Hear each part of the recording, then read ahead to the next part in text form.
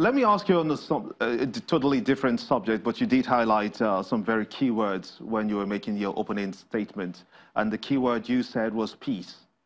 During elections, peace, even after elections, and even before the elections come. Recently, you were part of a security conference in Jos, the Plateau State capital, where you highlighted some of the things that you'd like to see the Nigerian government come through with, one of which is steps that you actually gave out to try to stop those kind of violence that we saw in states like in Benue, in Taraba State. We saw some violence also in Zamfara State very recently, and in Plateau State to be specific, where you did say that you'd like to see a situation whereby those criminals that perpetrated those level of violence go through the judicial system and go through the law and be punished. Are you satisfied to this point that that has been carried through? I'd like to say several things about the violence that we see in rural areas, particularly across the Middle Belt, the North Central, up to Zamfara and other states. I've spent over the last 3 to 4 weeks, I've done a real intensive deep dive, if you will. I don't pretend to be an expert after a month of traveling around parts of Nigeria, but I've talked to a lot of people, including here in Abuja, about my 2 visits to Plateau State, to Jos and other areas, been to Zamfara, Kaduna, Niger State, and other areas as well. I've been to Borno before. And as I've focused on violence in these areas, there are a couple things that we believe very strongly that I'd like to emphasize on behalf of my government and the American people. First off, every single loss of human life is a tragedy, because every single human life is sacred.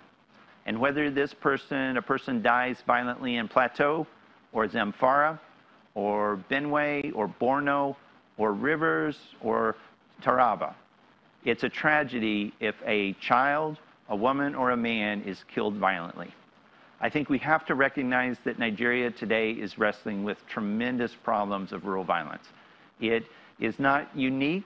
This is not the first time you've had this happen in your country's history, but it's really bad right now. And I heard a lot of heart-rending and heartbreaking tales from people who've lost loved ones, from faith communities who've had their places of worship attacked, whether churches or mosques.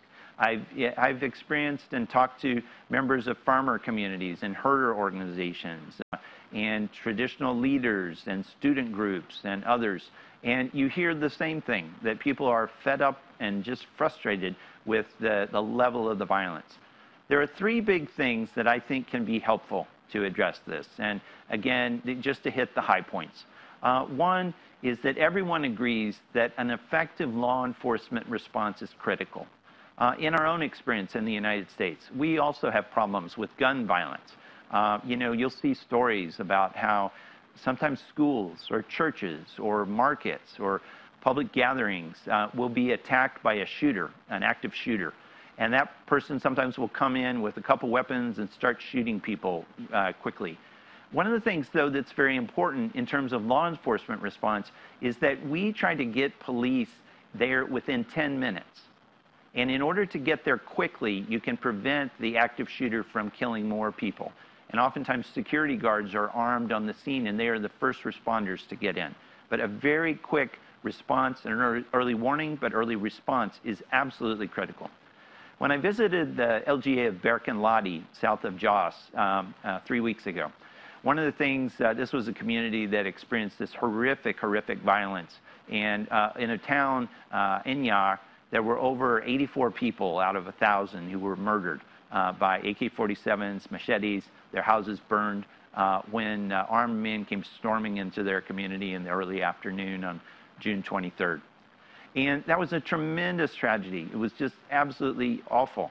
You know, people called the police at the LGA headquarters in Berkin-Ladi, and they waited for 7 hours for someone to show up. Yeah. What I heard in Plateau is very similar to what I heard in Zamfara. It's different violence, different tragedies, different people killed, but it's the same principles. 1, all life is sacred. It's a tragedy each time. 2, a law enforcement response is critically necessary. And 3, one of the things that's necessary is to give a development assistance, address livelihoods to help the long-term drivers of instability. Because when you look at these young men who commit these horrific crimes in different groups, and whether they're from herder, farmer organizations, Christian, Muslim, wherever they are, whatever groups they come from, whether in Plateau or Benue or Zamfara or others, oftentimes these are people that don't have good prospects, they don't have jobs, they aren't well trained, they perhaps don't have hope for a better life. So reaching out to try to reach disaffected and unemployed youth is an important way to prevent the drivers of this instability and violence in the future. And then my last point, which we have emphasized a lot in our diplomatic outreach, is the importance of peacemaking.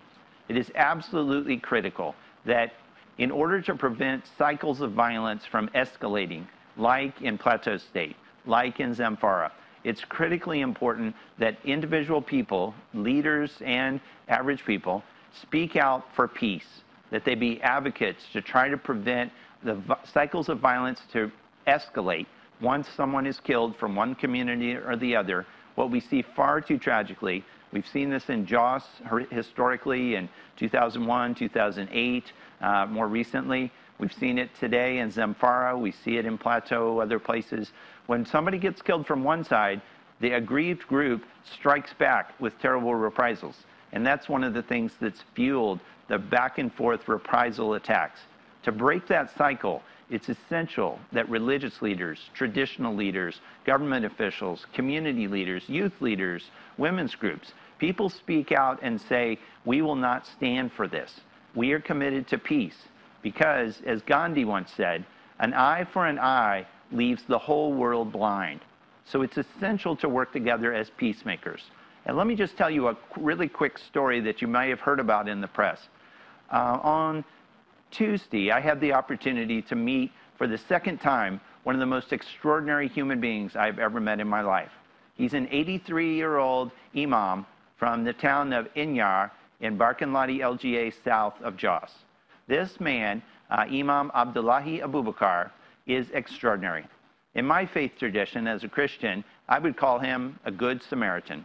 He truly stepped out on June 23rd when this attack happened in his town. He literally stood in the way of the entrance to his mosque in his home with his fellow imam, a young man who's Fulani, and he basically risked his life with those doors closed, and inside the mosque they were sheltering 262 Christians.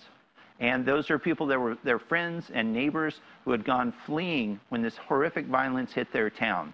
And Imam Abdullahi literally saved more than 300 people's lives. He's a Nigerian hero. And I met him and talked with him at this conference we had in Jos Monday and Tuesday. And Governor Lalong has spoken with His Excellency the President, and they're going to have Imam Abdullahi come to the presidential villa to meet President Buhari and to be recognized as a hero here in Nigeria. For me, that warms my heart, because there's nothing more important than people speaking out for peace, putting their lives on the line to work for peace.